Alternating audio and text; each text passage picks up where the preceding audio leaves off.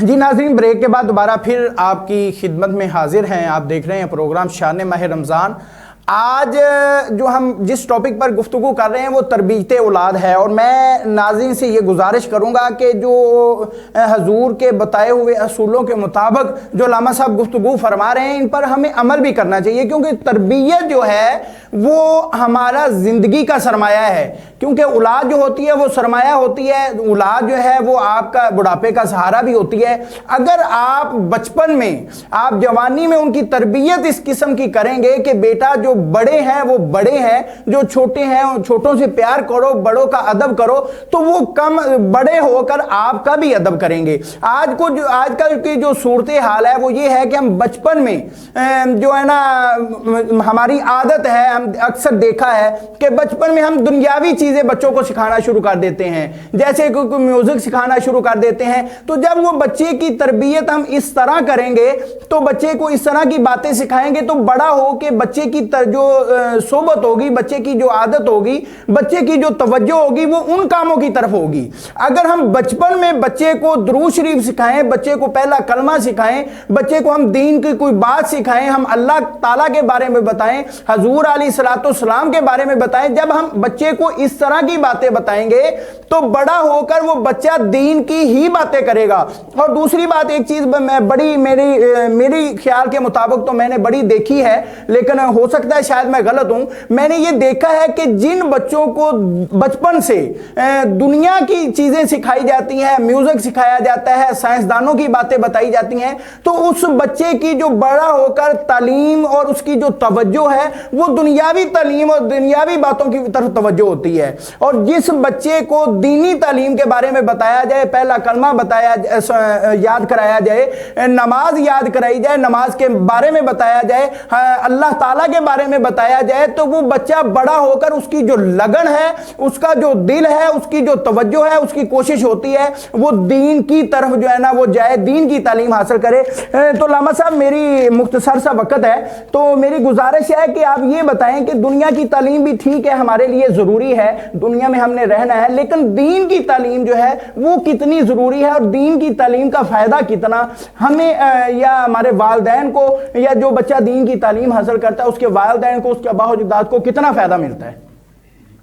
دینی تعلیم کے حوالے سے بچوں کا جو معاملہ ہے، اس میں میرے نبی کریم صلی اللہ تعالی وسلم کا فرمان ذیشان ہے کہ بچہ جب بولنے لگے تو سب سے پہلے جو اس کی زبان پہ کلمہ جاری کرنا ہے، کلام جاری کرنا ہے، جو لفظ ہم نے ان کو سکھانے ہیں، وہ رسول اللہ صلی اللہ علیہ وسلم کا فرمان افتحوا علی صبیانکم اول بکلمۃ بلا الہ الا اللہ۔ جب بچہ بولنے کا افتتاح کرے تو اس کا آغاز جو ہے وہ کلمہ شریف سے کرنا چاہیے۔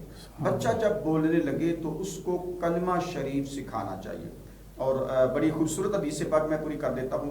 رسول اللہ صلی اللہ علیہ وسلم نے فرمایا کہ جب اس کا آغاز اس کلمہ شریف سے ہو جائے گا تو انسانی زندگی کے دو کنارے ہوتے ہیں، ایک ہوتا ہے آغاز، ایک ہوتا ہے اس کی زندگی کا آخری کنارہ جب وہ وصال کے قریب پہنچتا ہے۔ تو رسول اللہ صلی اللہ علیہ وسلم نے فرمایا وَلَقِّنُوهُ عِنْدَ الْمَوْتِ، جب وہ موت کے قریب ہو تو اس کو تلقین کریں، یعنی اس کے پاس اونچی آواز سے کلمہ پڑھیں۔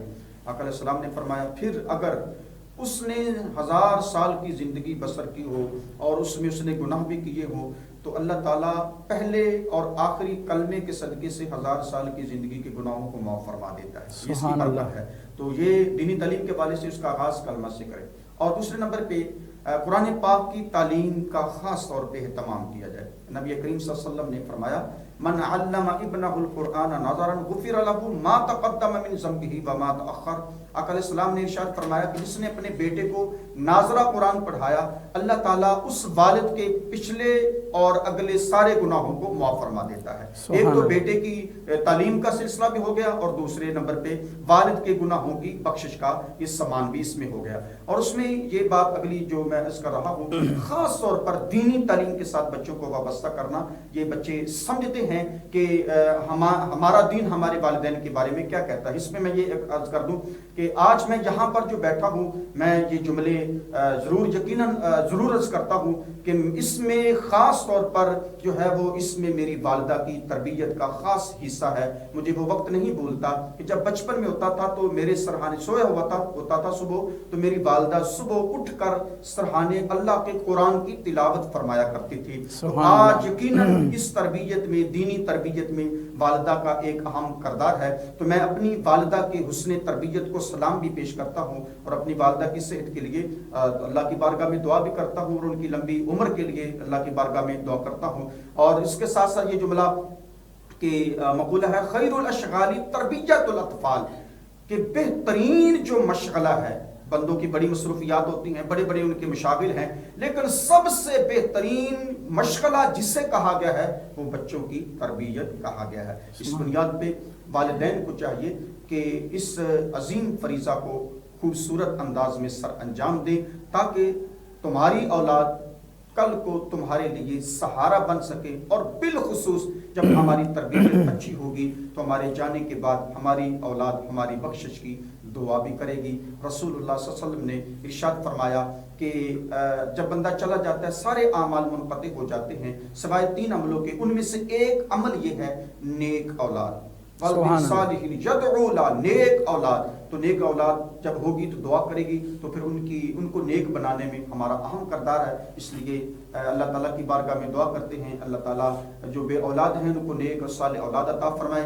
اللہ تعالیٰ نے جن کو اولاد عطا فرمائی ہے اللہ تعالیٰ ان کی اولاد کو نیک اور صالح بنائے. اور والدین کو جو ان کی ذمہ داری ہے تربیت اولاد کے لحاظ سے ان والدین کو اپنی ذمہ داری پورا کرنے کے اللہ توفیق عطا فرمائے.